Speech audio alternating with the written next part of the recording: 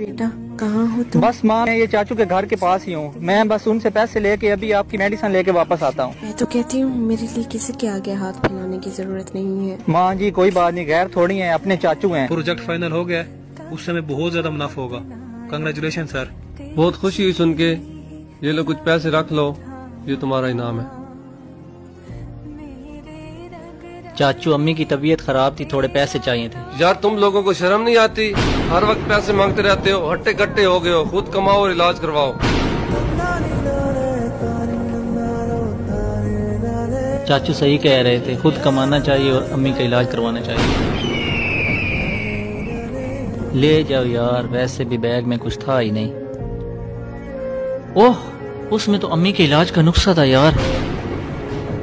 भाईजान ये आपका बैग। कहाँ गया यार वहाँ के इलाज का नुस्खा?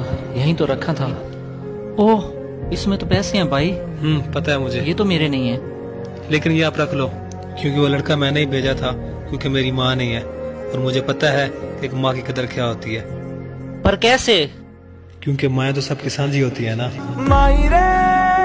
अपनी माओ की कदर करें, क्योंकि इनका मकाम इनके जाने के बाद पता चलता है।